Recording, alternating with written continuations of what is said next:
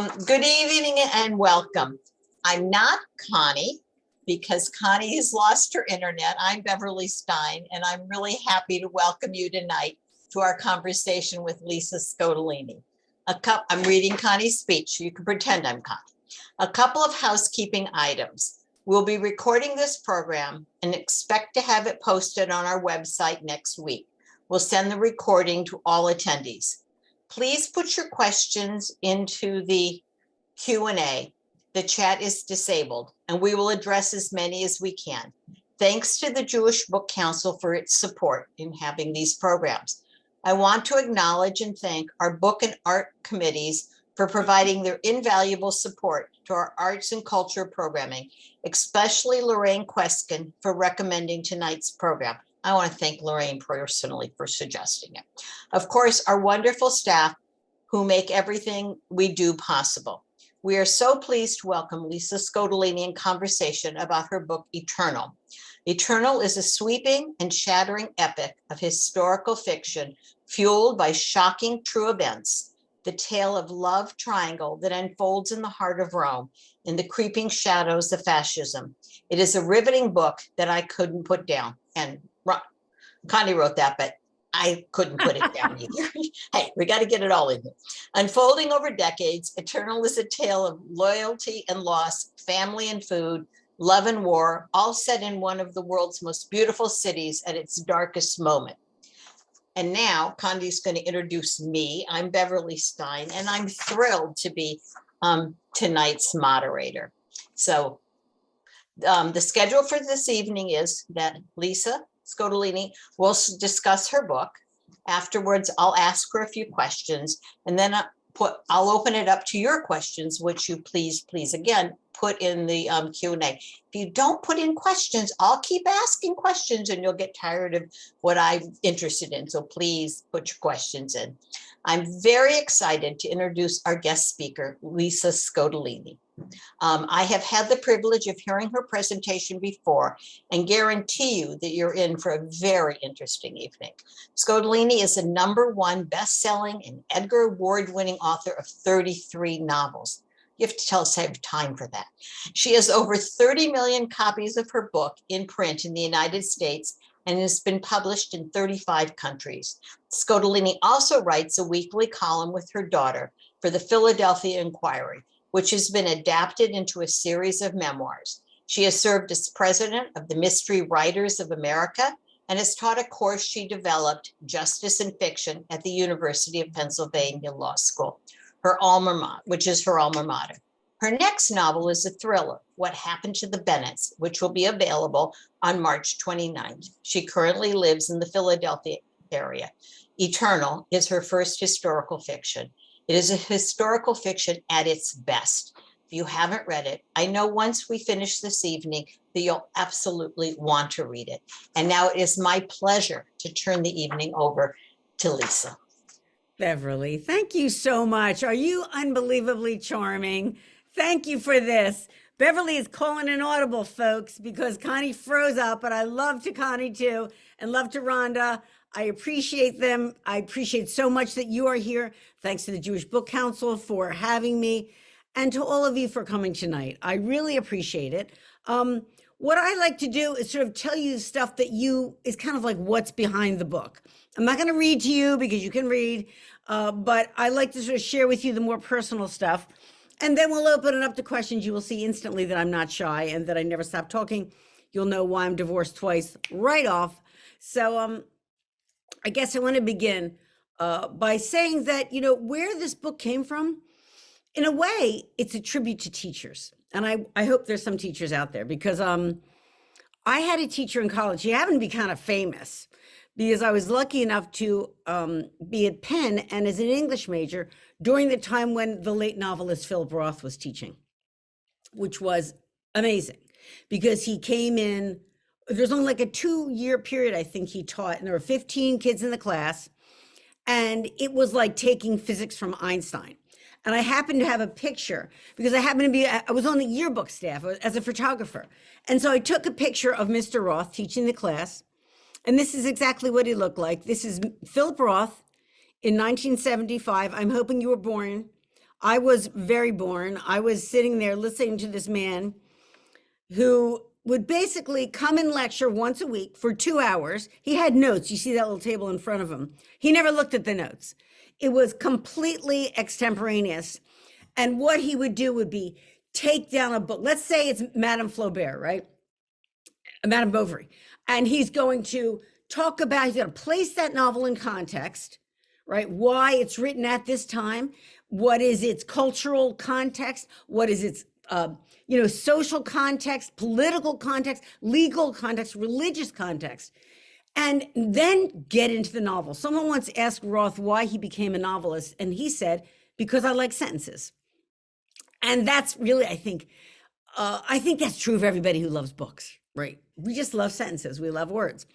And so he would kind of take the book apart and talk about why this subject and why in this sentence, why this verb. And one of the things he really liked to do was introduce our class to authors we might not have read without him or weren't as familiar with. So I will tell you that, and I'm embarrassed to say that I had not heard of Primo Levi in 1975. Primo Levi, as you may know, was an Italian Jewish chemist who lived during Mussolini's time. And he was an anti-fascist. And when the Nazis occupied Rome, they arrested him, they sent him to a camp at Carpi outside of Modena, which is actually in Eternal. They sent Primo Levi to that very camp that I visited and took a film at. By the way, we'll talk about a lot of places in the novel. I won't give anything away, but I filmed a lot of videos at the locations in the novel. So you can actually, it's a wonderful companion piece to the book. If you go online at my website, scottoline.com, there's like 20 videos or so. And there's also an interactive map of locations in the novel, and I'll explain why that matters in a minute. In any event, Primo Levi was arrested by the Nazis, sent to a transit camp, and thereon to Auschwitz. Thank God he survived. And he survived to write the incredible memoir. It's called Survival in Auschwitz. That's what was published in here. It was If This Is a Man, elsewhere published as. You may have read a lot of Holocaust literature. I would really recommend, if you have not read this, you read it. It's unbelievable. It is all good books, and we're going to talk about books tonight generally. I say we, I mean me, unless you ask questions. Is written in his very unique viewpoint. So you may think you have and you may very well have an idea of what went on in Auschwitz, as I do. But when you read Primo Levi's account, you understand what it is to see it through his eyes. For example, he's a brilliant man. He's very well educated and very cultured Italian. So when you send an Italian brainiac to Auschwitz, what you get is a comparison with Inferno, because every Italian kid knows Inferno. That is landmark for them. So he knows that poem, and he can cite chapter and verse to a guard in Auschwitz. And it's harrowing, but it's beautiful and it's unforgettable. And I never forgot it. Here I am for 40 years. I started out talking to my teachers, and because I think many teachers know they have an influence on students long after the students have graduated. But I wonder how many know that the influence can be 40 years, because then I grow up, I become a writer, I get married, I get divorced. Long story short, I never forget Primo Levi. I can't stop thinking about, I read everything he wrote. I read all about the Holocaust in Italy, which I didn't really know anything about. And this is where I tell you, and we start the personal stuff, that I really felt that I wanted to understand more about it as a personal matter, because I identify very much with being Italian American. I'm very proud of being Italian American. And I love the culture. I love American culture, and I love Italian culture. And I don't really have a religious affiliation. I was not raised with one, but I was raised knowing I was Italian, and Italian was what we were. And so I was appalled, frankly. The more I learned about what happened under Mussolini, I thought to myself, I want to understand why people followed Mussolini. What was it? And so and it was weird, because honestly, I've written 33 novels, and I think of them as, they call them thrillers or whatever. I think of them as very fast-paced stories about family, love, and justice. That's all I've ever written about. And thanks to all of you and my readership, they followed me, different iterations of it, different permutations of it, because you're always trying to examine different areas, whether it's a domestic thriller or a legal thriller or just a story of a family. And now that said, I'm no fool. We know that there's genres, and bookstores categorize you, as do libraries. There's fiction or nonfiction. I'm here to tell you that I write both, and that distinction is an illusion, but that's not my point. I started to say, well, if I'm going to write historical fiction, just to be honest with you, I was nervous because I had never written historical fiction. I'd never written anything not set in contemporary time. Most of my books take place in the place of 3 days, and it's usually somewhere on the Eastern Seaboard. I have set a book in Connecticut.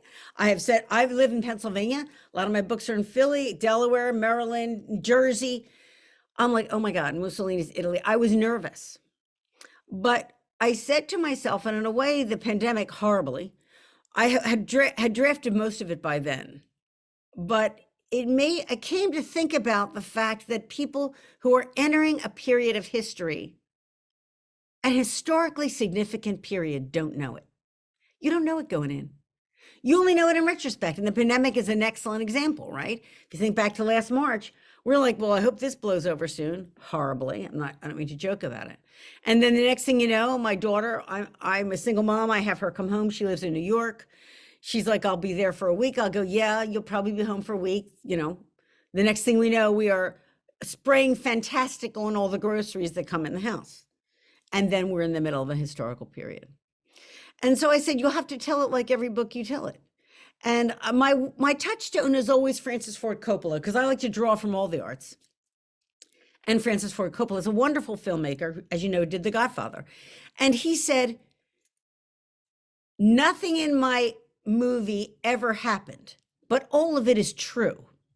And that is the paradox that I think everybody who writes fiction and everybody who writes anything is trying to do.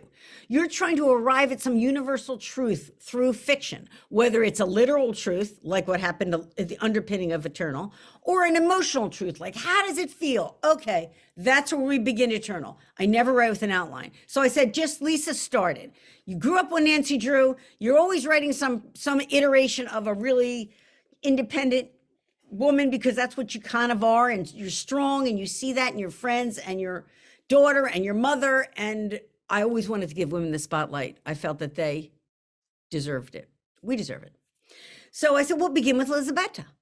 And then we go to, what is the emotional truth of Elisabetta? Well, not to make it mundane, but really the mundane is glorious. We begin with Elisabetta, who's going to come of age. Now, authors say, I'm going to tell you my trade secrets, or at least as many as I can fit in half an hour. We say there are two plots in the world. One is a stranger comes to town, The Music Man. The other is a man goes on a journey, Rain Man. Most coming of age will always be a man who goes on a journey, because that's the journey, right? And Eternal is no different. Eternal is a coming of age. So if we're going to begin with Elisabetta, it's ultimately about the families, not just these younger people. But Elisabetta is going to come into her sexual identity. Oh, how can I signal that in some way that is palatable, but real and also true to me? And I think back to 6th grade when I was a tomboy. And all the girls came up to me on the playground and said, you wear undershirts. And I'm like, yeah. And they were like, you need a bra. And I was like, oh God, this is just so embarrassing. Like, it's still embarrassing. And I still hate bras, by the way, but I put one on for you. In any event, I gave that experience to Elisabetta because she is so embarrassed and mortified and horrified. And so she's trying to understand who she is as she becomes a woman. At the same time, part and parcel of that is that she has a crush on guys. We all had a crush on guys. I still have a crush on Bradley Cooper. He's not calling. One of the crushes is a kind of a guy of a type that we kind of know. The most popular guy in class. Cool, gorgeous, sexy. Marco has sprezzatura. He's effortlessly magnetic. He has charisma. All of these words are Italian for a reason. They're delicious. And she's attracted to him. But I was like, well, give Marco he needs something interesting. And it sort of came to me just because my best friend, I'm a lawyer, my best friend's a special education lawyer, and we do a lot of fundraising for dyslexia and to raise funds, you know, to awareness and stuff. And I thought, what if he were dyslexic? Because it's hard enough to diagnose now, but in 1930s Rome, it was very hard. And when I talked to, I interviewed a young girl with dyslexia, and I said, what is it like before you know that this is dyslexia? And she said, it's horrible. It's like feeling stupid and not knowing why. And I couldn't, you know, it's heartbreaking. And I said, give that to Marco. It especially works for him because he is all of these great things, but it's a secret. And it's an especially hard secret to keep. And of course, we're just limning character here because this can't be just history. There's plenty of people who have written the history. I need to make it real and give it flesh. So here's Marco. And he hides the fact. He doesn't know why he's behind. His girl, who he wants to attract, Elisabetta, loves books. And his best friend, Sandro, who's Jewish, is a straight up math genius. He feels so dumb compared to them. But as soon as when I started to learn about Marco, it brought me to the question that I began the book with, which was, why did people follow Mussolini? Because what I started to do, and you may have heard that sort of axiom, and it's a myth, that people say Mussolini made the trains run on time. Okay, I'm Lisa Scottoline, amateur historian, here to tell you, and I did the homework, believe me, and I even had a historian vet everything in this book. So it's absolutely accurate and it's definitive. I'm going to say that. But Mussolini didn't get anywhere because he made the trains run on time, because the trains don't run on time. If you spend 5 minutes in Italy, you will know nothing runs on time. It never did, it never will. They don't care. They care about carbohydrates, and they care about family. But when you read Mussolini's speeches, which I did, I studied them, I parsed them, you realize that in every one, what he did, and be aware that Mussolini invented the fascist party. His was the first fascist party. And so he basically said in every speech, reiterated over and over to the people of Rome, how very, very special they were because they were from Rome, because Rome conquered the world, right? It's not a bad argument. And also that another thing he did that was just fascinating is that he actually redrew the map of Italy, map of Rome. He changed the traffic pattern in Rome. It took several years. It tore up the center of town. People were furious. It messed up all the traffic. But there was a method to his madness. What he did was that he made all of the main boulevards go by ancient monuments, so that if you have been to Rome, and I had, and before I knew it, I couldn't even believe it. You go by the Colosseum, you're driving on the road, you're in a bus. Here's the big street, here's the skinny little pavement, and here's the Roman Colosseum. One of the most incredible buildings in the world, right there. Like my house in Pennsylvania suburbs has more of a setback than the Roman, you can't even, right? You get the idea. And that's why that scene is in the book where Marco goes into that excavation site. And that site was being excavated at the time. I didn't even have to make it up, and I wouldn't. So here he is feeling in this site the glory that was ancient Rome, and realizing that, okay, maybe he's not the smartest kid in the class, but he is worthy because of his blood right. And so you begin to understand why he finds himself in fascism. Now, fascism was so interesting to look at for two reasons. And one of the main motives I wrote this book was that basically I wanted to tell the story of what happened to the Jews of Rome, because I couldn't believe that it had not been told, that in all the books of fiction about, well, there's no popular American fiction on what happened to the Jews of Rome until Eternal. As simple as that. And what's remarkable about that, and also a stunningly grievous omission in the canon, is that first, here's two things you have to understand. The first is that the Jewish community in Rome, which is located in the so-called ghetto, is in fact the oldest continuously existing Jewish community in Western civilization. Do you understand what I'm saying? That's unbelievably significant. Secondly, what you got to understand is that, so Rome, in addition to being the seat of Roman Catholicism, is also home right across the river to this ancient, most ancient Jewish community. Let me pause for a second because I wanted to, I bought a bunch of stuff and also I wanted the authenticity. I got the actual map of Rome of this time. I feel like I'm shouting, I'm sorry about that. And I got excited, I'm excited. And here's a copy of Eternal. And this is where you find out what a control freak I am, because I said I want this whole experience for the reader to feel like they are there in 1930s Rome. So I made them, hear this? I made them put cotton in the cover. I said, I don't like all these plasticky covers. This has to be real. This magnificent photo. Here is, in fact, the map of Rome that I just showed you. Now, you can see it on my website. There's the interactive map, but it's important for our purposes because here's the Jewish ghetto right there at the foot of this little bridge. 5 minutes later, you walk into Tiber Island. 5 minutes on the other side, you walk to Trastevere, where Elisabetta lives. And 15 minutes up, you walk up to the Vatican. There's nonfiction on this subject. Susan Zuccotti wrote a wonderful nonfiction account of what happened during this time. And it was called Under His Very Windows. For this reason, that what happened to the Jews of Rome happened right under the windows of the Vatican. And that's appalling. The second thing that's important about this time period, in addition to what I said about the Jewish community, is that fascism did not begin life as anti-Semitic, because Italy wasn't anti-Semitic. There were Italian Jews, they were a minority, but they were not discriminated against. The intermarriage rate was 50%. The mayor of Rome was Jewish. There were plenty of Jewish Italians all throughout government in high positions. There wasn't anti-Semitism. And so when fascism began, it would be very natural. And in fact, as it happened, Jewish Italians joined the fascist party. They joined it in the same percentage as Gentiles.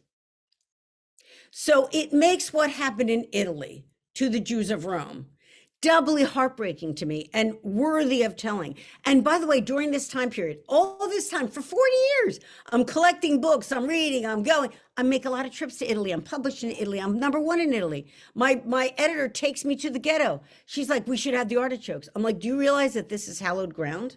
And I just said, oh my God, I have to write about it. And so the story begins. Here are these three characters and their three families.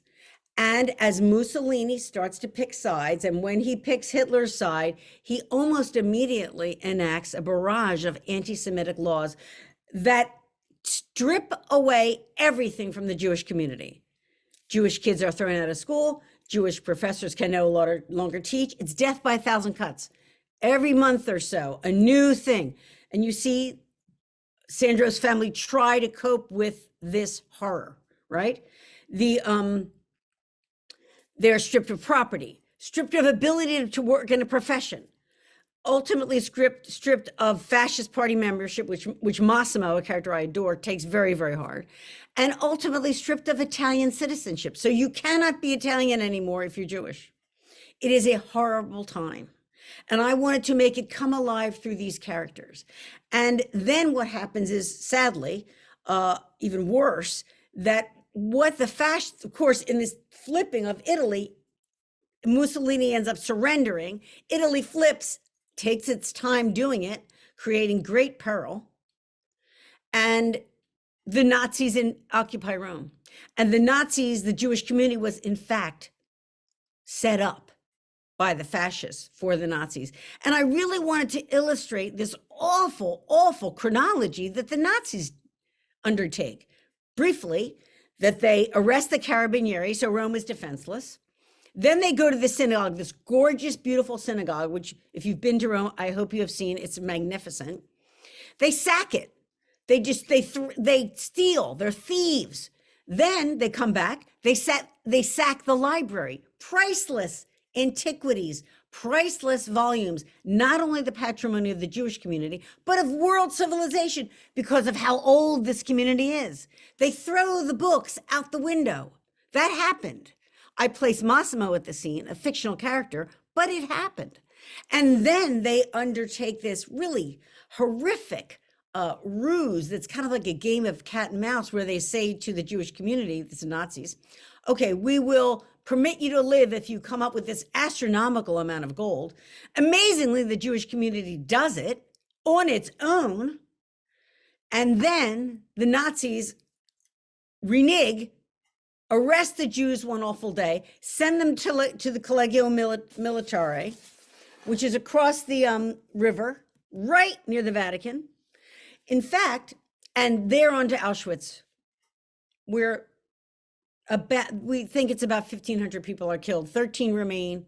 13 survive, one woman. And so I wanted to tell this true. I wanted to be able to make you feel it. And of course, as I'm writing it, it's horrifying.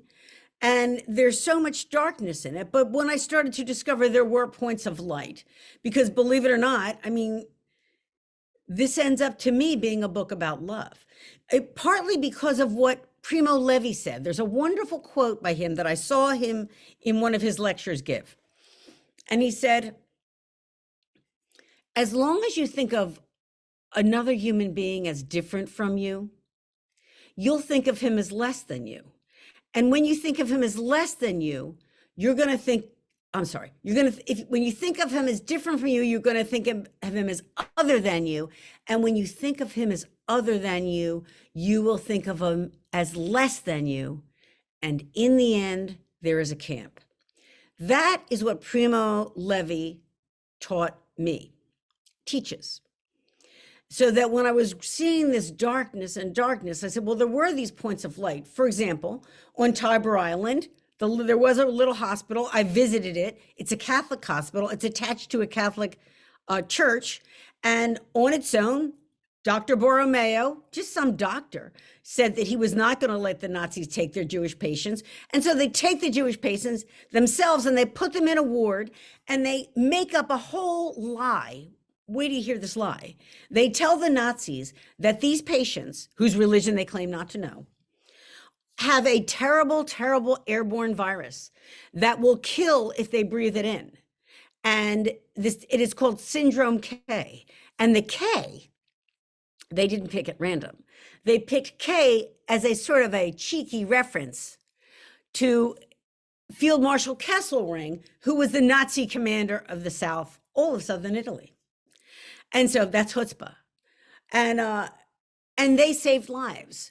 And I thought, and there were other examples like that, I used them in the book, because really what Primo Levi's point is, that this to me ended up being a book that is about love. And the title is I Leave for You. It's resonant on a lot of levels, but one is that love is eternal. And that this love in this book, there's romantic love between Elisabetta and these two guys. What's going to happen? Who will she choose? There's a love between the friends. Sandro and Marco, they're all three friends, and Sandro and Marco are best friends. So it's not your typical kind of, these boys are competing, they hate each other, they undermine each other. They would never do that. Love is love. Love is real. And so they can say to each other, if I can't have her, I hope she chooses you. You're the only other one worthy. There is a love between these families. Jewish and Gentile, they love each other. Marco's family stands up for this Jewish family to a certain extent, because I also wanted to examine the awful, horrible, to me, gray area of complicity. You know, this book is a lot about identity. They say my novels are character driven. They're right, because I care about people, I like people, and that's what really matters. And when you tell a story about a person, it has to be real and it has to be flawed. So we play with notions of identity in this book. That's really what Primo Levi was getting at. What is your identity? How different are you from someone else? How much alike? We'll talk about a benign example. I'm an Eagles fan. We didn't have a great year. I follow this group on Facebook. They call it Bleeding Green. You've heard it. Everybody who, you bleed green, you bleed red and blue, you bleed whatever you are. You went to Yale, you bleed blue, whatever. Why is it that identity becomes something like that isn't just who we like? Oh, I like football. Oh, I like the Eagles. Oh, I bleed green. When does what we like become who we are? And when does it make us cleave together, but also exclude others. And that's what happens. You see Massimo wrestle with that. He's devastated. When this book opens, everybody's a fascist. Because the trick about fascism is that at the beginning, they tell you you're great because you're excessively Roman and excessively Italian. There was a name for that. It's ultra nationalism. It's Italianità, Romanità. You know, you're so special because you're Roman. But the stick comes later. The stick is violence. You had to be a member of the fascist party. And so Marco finds himself in a terrible quandary, doesn't he? Because he says to himself, I'm not my uniform. Because he doesn't want to own what fascism does to his best friend who's Jewish. But he can't not. And I think I'm not giving anything away to say that's the really thing I wanted to examine in this novel. What about that gray area? What can you do in that gray area where good people find themselves, and what kind of choices do they make? And so in the end, I think it ended up being about love, because it was about love, as I said, the friendship, love between Jew and Gentile, love of God. Everybody in this book believes that they love God. They do. They worship him differently, but they love God. Everybody in this novel believes that they love their country. Fascists love their country. Anti-fascists love their country. Are they both wrong? Are they both right? You know, and it came down to, for me, that Rome is the place, and then I'll just sum this up and then we'll take some questions, that Rome is really a place where time comes together. You know, they call it the eternal city, and there's something about its timelessness. When you see all the overlapping architecture, you know, you come to understand that time is, to a certain extent, a construct that has limitations. You know, this whole idea that what's past is prologue, what's past isn't even past. I sort of believe that, so that I kind of think that time is all together. So when I'm writing this novel, for example, there's a character named Nona. My mother passed a long time ago, but she's with me all the time. And all of a sudden, I realize I'm writing Nona, and I realize that she talks exactly like my mother from South Philly, who always answers a question with a question, and is kind of a bit of a wise guy, but adorable. And so that love is what gets to the point when Marco looks at that window and says, you know, I see my friend Sandro there. And at the end, when Maria, you know, she has to get up and talk. I've never had a book where the character who has never spoken makes a speech. I was like, what am I going to do? But she would get up. And like every woman who's before a refrigerator, or any man who has to make a meal, she looks at what she has. What can I make with what I have? I don't have all the ingredients. I am missing them. The people who are missing from this table are with me always. And I thought that's exactly the perfect recipe for what is a survivor. What can I do with what I have? I will end with saying that when I went on one of the trips to Rome for research, I visited the memorial service, the 75th anniversary of what happened in October 1943. It actually began at the Vatican. There were people there from the Vatican who made a statement. And we walked from the Vatican to the Collegio Militare, where the community was put, and where the memorial was held. And people noticed me. I mean, they all know each other kind of, and I don't speak very good Italian. I understand a lot though. And it was kind of like, they started talking, and what are you doing here? And I said, well, I'm an author and I'm going to write about this. And they said, we hope you do. And that was really, for me, the major impetus, because I got to, I wanted to do those people justice, because as a lawyer, and I think we all feel the same way, whether you're a lawyer or not, you want to see justice done. Justice was not done for the Jews of Rome. There was no nationally televised trial like Nuremberg. So there's no one left to sue, and there's no one left to punish. And all I can do is tell the story in honor of those people who were lost. So that is what Eternal is about, kind of in a nutshell, and what gave rise to it. And I'm open for any kind of questions at all. Wow. And I've heard you before, Lisa, and I still think it was an absolutely amazing presentation. And what's kind of fascinating to me is that it was not the same.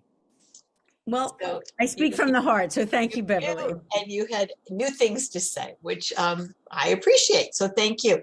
So you got this idea 40 years ago when you were in graduate school. Undergrad. It stayed with you for 40 years.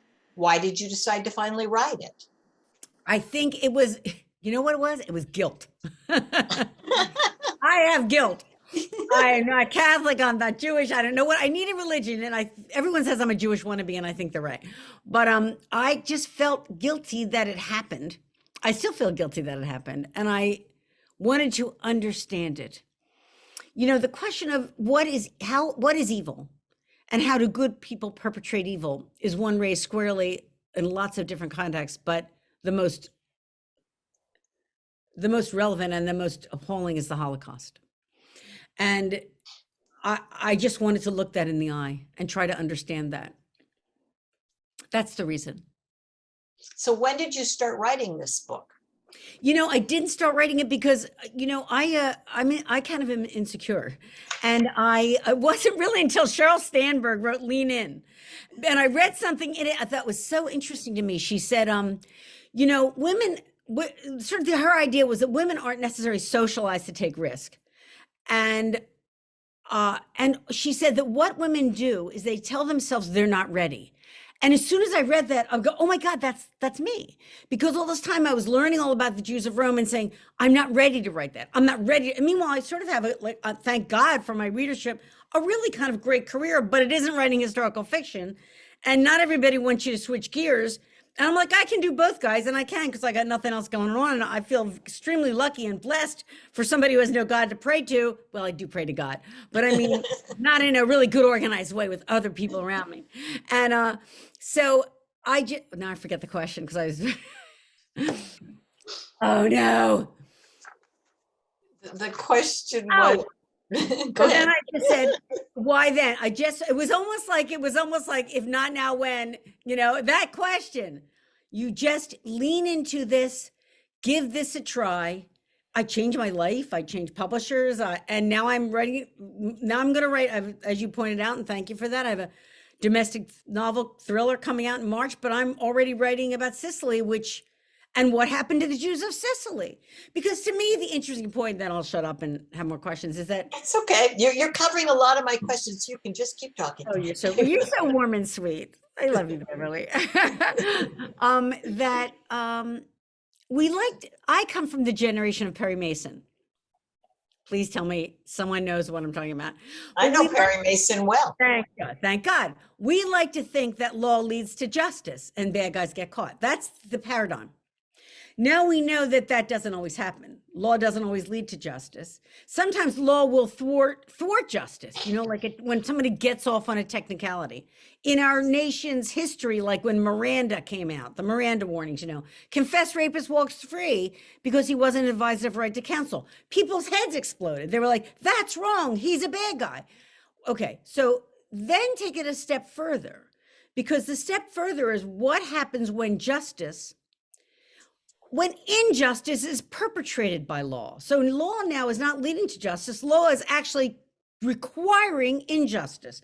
And you get that in the Nuremberg laws, and you get that in the laws that are in eternal, the fascist anti-Semitic laws. You also, by the way, get that in Sicily during the Inquisition when Jews were expelled from the island. So that even now there's very few Jews in Sicily at all. In Palermo, they couldn't get a minion. What?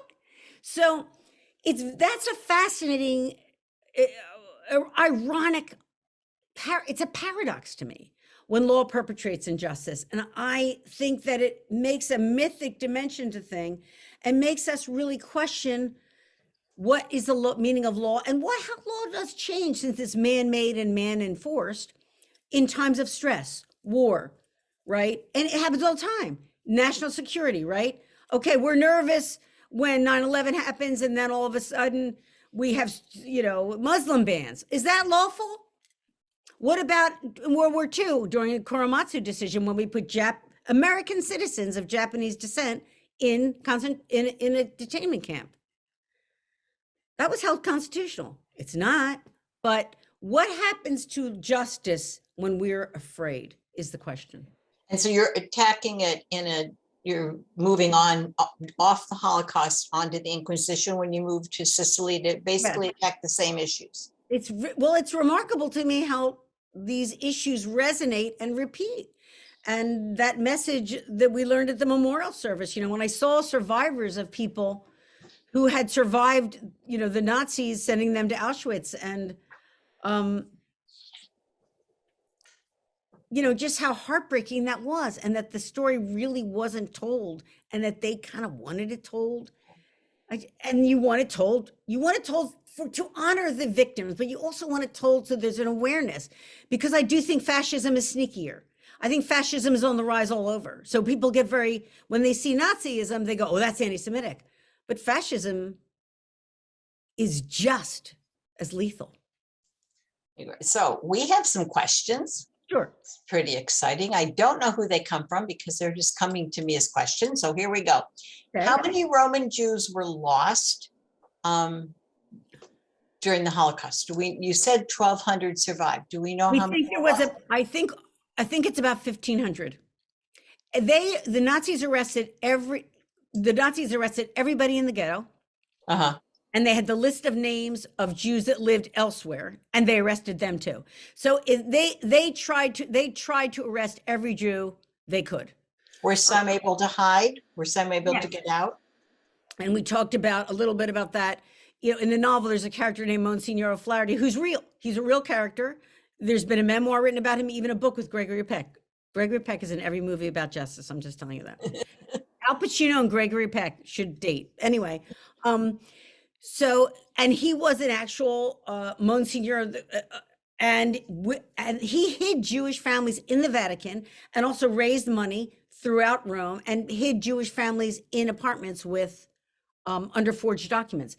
Horribly, the Vatican did not make any public statement of support or condemnation of what the Nazis were doing. And that's a terrible, horrible omission. I'm trying to get this. Oh, I could. Wait, there's another part of that question. Sorry, as I said, this is my first time. So you're doing great. Dealing with a novelist here.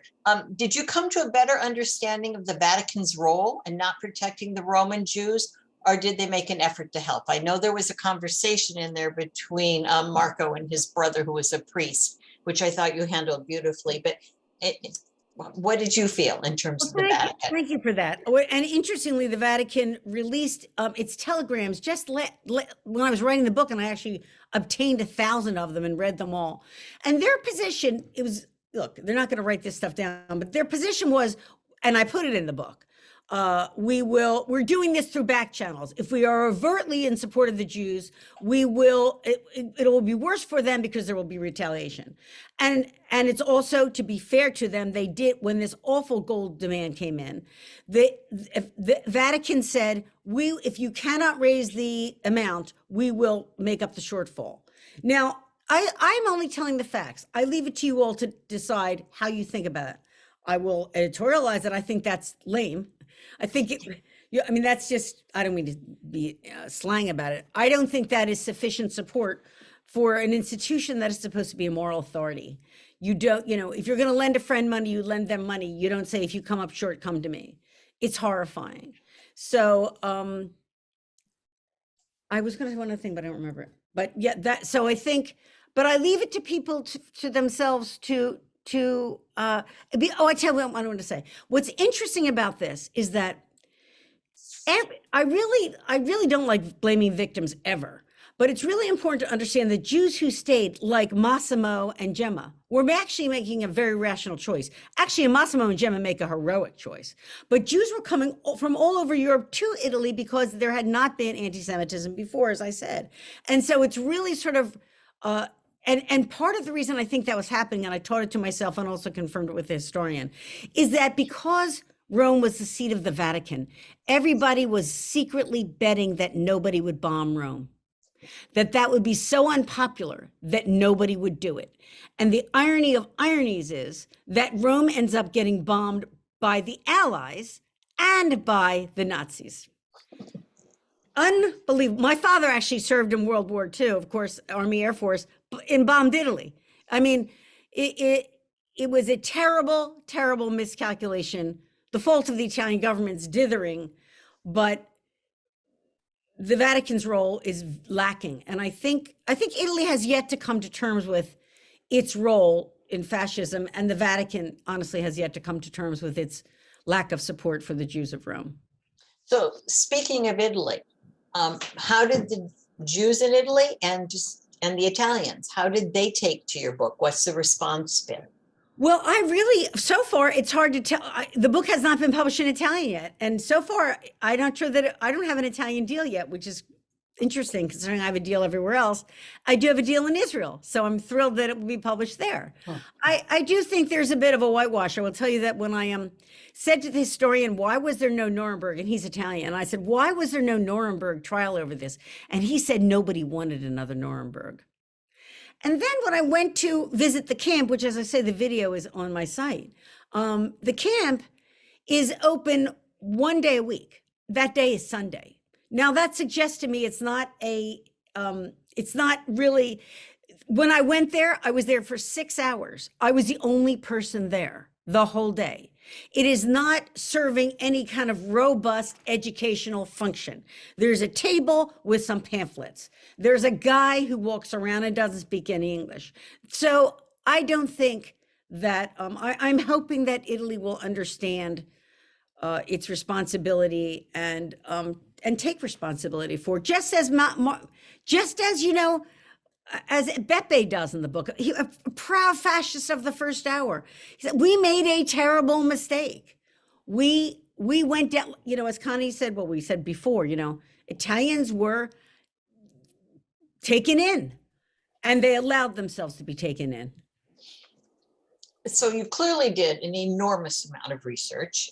There were things that I had no idea before I read the book. So my question is, how long did you spend researching and how did you go about it? It's funny, I think I was doing bit by bit research, honestly, over the 40 years. And then when I finally decided to do it, because I had been writing 2 novels a year. And also I do this, you know, humor column for the Inquirer, which people can read on my Facebook page for fun every Sunday morning. Whoops. And so I said, this is just going to take longer to write. I mean, I knew it would. And so I started, and it took me a year. And it's around the clock. I live alone. I feel very lucky in my life. Like, this is only the nonfiction part of my books. You know, I've wanted this life all my life. I feel super lucky, you know, to be able to, I guess I was a single mother forever. And so I feel like this is my turn now. And I was like, that's what really got me to write this too. I said, this is what you're burning to write this? Nobody should tell you you can't. I think we women at some point go, no one's gonna boss me around anymore. We get very bossy. I love it. So you said that it took you a year to write this. So the question is, you spent a year on this. How long do you spend on your other books, your other novels? 6 months. And also I was immersed. You know, I read all the nonfiction research, and I acknowledged some of it in the back. But I also importantly read period fiction. I mentioned Grazia Deledda, Elsa Morante. I wanted to get the locutions, you know, because voice is something, you know. Ann Beattie said a novel's a unified consciousness. That's kind of true. I think of it as a soul. It's how you tell a story. It's what story you tell, and the way you speak about it is voice. Philip Roth has a very unique voice. It's a very clear voice. You read Poor Noise Complaint, and it's not written by anybody else. And so the voice had to be, it couldn't be contemporary. You know, there's no contractions, for example. I love contractions. I always write, you can't. They say cannot. There were little locutions like, and you see it if you watch movies from the time period. They, instead of gossip, they say, talk behind your hands. And I kind of love that as a visual, you know, and the people talk behind their hands. And so for me, it was a great joy, as writing is and reading is. It's really very similar, I'll tell you, that you immerse yourself in this world and you imagine it, and then you just tell the story and you figure out the story as it comes along. And the characters honestly do tell you the story. Do you write in any specific way? I mean, do you have an outline? Do you write X amount of hours? No outline. I know, Beverly, I'm trying to impress you and everybody else, but I don't have an outline. How can you not have an outline? People say, you know how it ends? I'm like, I don't even know how it middles. It's horrifying. So is that the same with your other novels? Did this play in that same way that it felt? Sometimes, especially with something like a mystery, people go, do you go put a clue in? No, what my rationalization is, first off, if I did an outline, look at me. I'm not a great planner. You can get divorced twice if you really are real organized. You know, you kind of jump in kind of person. So I jump in, and I think if I did an outline for me, it would be like Mad Libs. Like I don't want to fill in the blanks. I think Mm. readers will feel that's not fresh. So I'm so nervous. Look how I am even talking about it. Get so nervous when I'm writing. They're like, oh my God, what's going to happen? That I secretly think, oh my God, what's going to happen comes through. And also, in fairness, and anyone who wants to write, I really would encourage you that if you're kind of, then you go, well, how you construct a book? Well, how you construct a book by what would logically happen next, which is saying, what would the character do?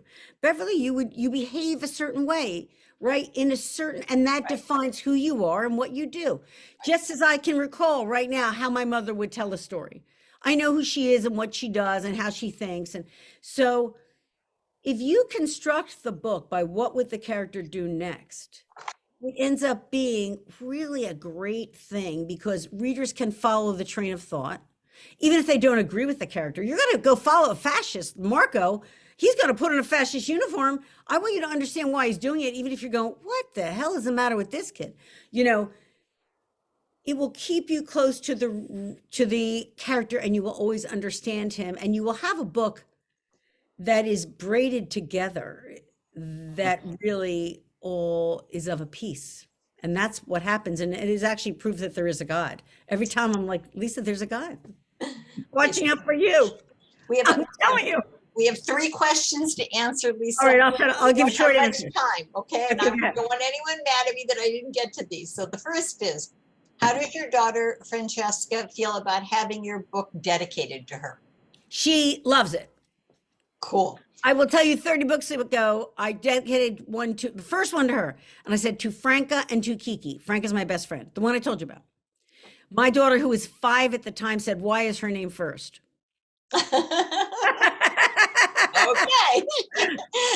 So that's good. The second question, was there a camp in Rome? And what camp are you referring to? So can you tell the audience? I am referring to, it's a camp. It doesn't have a name. It's at Fossili. It's at Carpi. So it's sort of like the camp at Fossili. Carpi is the closest town. Fossili is a little tiny village. And so it's actually remarkable because it's, and I also had to write a novel. So I had to write a camp the camp exists. And that the transit camps were unlike concentration camps, although they were guarded. It was transit. It was usually a way station. So unlike the Collegio Militare, which is where the Jewish community was taken to first, it would not be realistic to have a character escape from there. I knew that when I saw the layout, it's in the middle of grape country, balsamic country, which was fascinating. And so I was able, and there are pictures of that camp, the film I took there, it's all on my website. People can go see it. They'll get to see it themselves. And that camp is down south. It's south. No, it's north. It's 3 hours north of Rome. North of Rome. Outside of Modena. So I had a strong feeling that the last chapter was written first. Someone is asking, was it? No, I didn't even know. I was sitting there going, I was crying my eyes out like a big baby. I was like, this is what this book is about. That's why in the end and in the first page, the first quote is, what's your big quote you're going to put on here, Lisa? I always try to put something like kind of impressive, and esoteric, and so bring a little pretentiousness to this. And I kept coming back to love conquers all things. No, the last chapter was not written first. The last chapter was written last in a wave of estrogen, and now that's all gone. That's all. So my last question, yes, my dear, I'm being very careful of time. Is there anything we didn't talk about that you think is important to tell us about the book, or that you wished I'd asked you? No, that's very kind of you. And I think I do want to end with saying that I am really very, very honored that the Jewish Book Council and the Jewish community has been so generous in its welcome of this book. That was a great surprise to me, because I don't know. And I go on Goodreads, I look at my reviews, and they're all wonderful, which is nice. But a lot of people say, I've read a lot about the Holocaust and I didn't know this. And that I could make that contribution because I made that promise to myself and to those survivors. So it made me think that I had fulfilled it. And that's really what I want to leave you all with, that I'm just unbelievably grateful. And I hope you see in me a reflection of your own generosity and openness and inclusiveness, because this is really case in point, isn't it? Well, it was a phenomenal book. I've read your other books and looking forward to your newest, and I'm looking forward to the book on Sicily. And with that note, thank you so much for spending the evening with us. And Connie, I pass it back to you. Thank you, Beverly. Thank you so much. This was so fabulous, Lisa. I can't tell you. And we talked a little bit before, and it's just an incredible story that you wove in with history. And as you said, it just tells you, at the end, it's about love and survival, and what the history, and specifically the fascism, just resonates today with so many important lessons for all of us. I cannot thank you enough. This was such a energizing and fantastic conversation. Thank you, it's Connie. really wonderful. Thank you so much. And Beverly, I have no more words. And Rhonda too. And thank you all Yes. for being here tonight. I'm really, really grateful. Thank you. Yes, we are very, very lucky in our community. We have a wonderful community, and I have wonderful friends, one of whom is Beverly, who is just wonderful and masterful. I adore her. I adore her. Look at that little face. Yes, right. And Rhonda stepping in to basically lift up the fact that my internet went out. So I'm so glad that it's back on, that I was able to thank all of you and thank everyone who participated in the conversation. Anybody's interested in purchasing a copy of Eternal, please get in touch with me and I'll give you the link for that. I will also send out the... Wait a minute. What is she going to record? And if anybody who purchases the book would like for us, so I'll get it to you. Oh, and now my message is that my internet connection is unstable. I just want to welcome everybody to join us.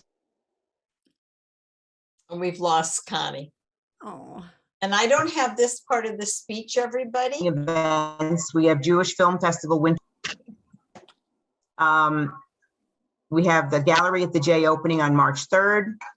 Book and author conversation coming up. Janice Kaplan is writing, has written The Genius of Women. That's on March 15th, celebrating Women's History Month. And just visit our website and Facebook and to get all the information, or contact me. Have a good evening and take care.